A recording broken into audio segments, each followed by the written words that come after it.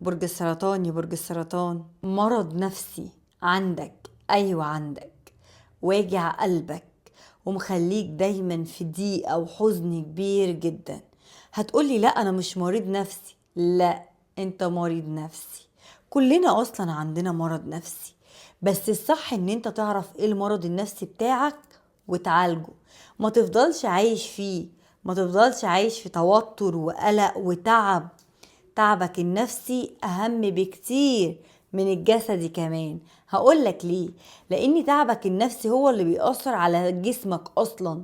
يعني انت ممكن ما يكونش فيك أي حاجة، لكن جسمك ده وجعك بسبب عقلك، بسبب تعبك النفسي. فتعالى بقى شوف ايه تعبك النفسي وازاي تتعالج منه عشان ترجع شخص نظيف، شخص لطيف، شخص ولا جسمه تعبان ولا عقله تعبان. تعالى كده، وفي البداية صلى على النبي زي ما اتعودنا، ويلا بينا. برج السرطان محدش فاهم وجعه الحقيقي، ولا حد هيفهم إلا لو هو أصلا اتكلم أو قال ايه وجع الحقيقي. هو نفسه ممكن ما يكونش فاهم ايه وجعه الحقيقي. فلو انت برج السرطان الفيديو ده هيحكي عنك. ولو انت بتتعامل مع حد برج السرطان ركز عشان تفهمه بجد. برج السرطان من اكتر الابراج اللي قلبها طيب بزيادة جدا، بس الطيبة دي للأسف بتتعبه جدا جدا جدا. السرطان مش بس حساس، ده حساس زيادة عن اللزوم، وده مرضه النفسي.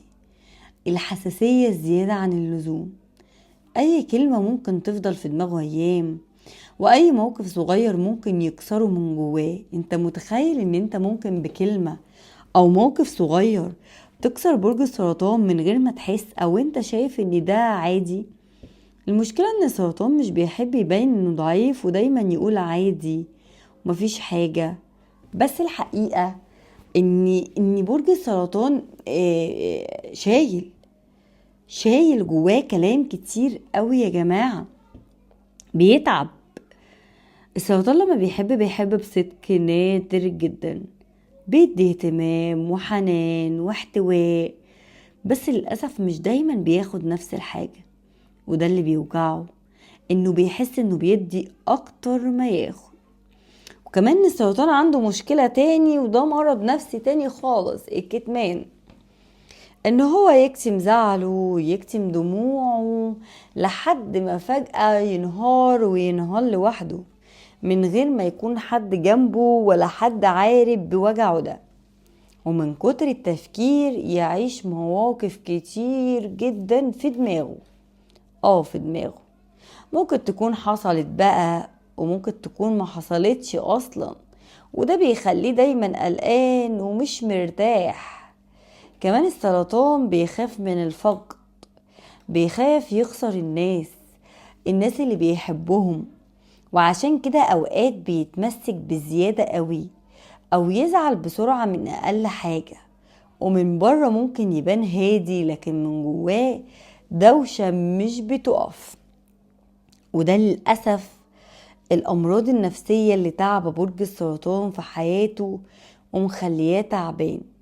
أول حاجة، حاول ما تخافش من الفقد، لأن يعني ربنا مش بيبعد عنك حاجة إلا لما بتكون خليك.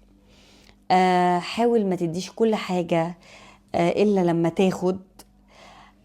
حاول ما تكتمش كل حاجة جواك، مش كل الناس هتفهمك، بس في ناس تستاهل تسمعك وفي ناس لا. حاول ما تديش كل طاقتك لحد سيء. سيب مساحة شوية لنفسك فاضية. اوعى تفتكر ان حساسيتك ضعف، دي قوة، بس انت محتاج ان انت تتوازن شوية. انت مش ضعيف، انت بس حساس بزيادة. ولو انت برج السرطان بقى قولي اكتر حاجة بتوجعك من الحاجات النفسية اللي عندك دي ايه. ولو انت مش برج السرطان ابعت الفيديو لحد برج السرطان، تنساش اللايك والشير طبعا. وفي النهاية اتمنى ان انتوا تعالجوا نفسكم من التعب النفسي ده عشان ما تفضلوش كده. وقولوا لي بقى اللي انا قلته ده فعلا موجود فيكم ولا لا. انتوا عندكم مرض نفسي ولا لا؟ متأكدة ان كل اللي شافوا الفيديو ده اكيد عندهم مرض نفسي، اكيد. صلى على النبي لو وصلت للاخر. كمان مرة معلش، وقولي انت برج ايه في كومنت، واستنى الفيديو بتاعك الحلقة الجاية. خلص الكلام، سلام.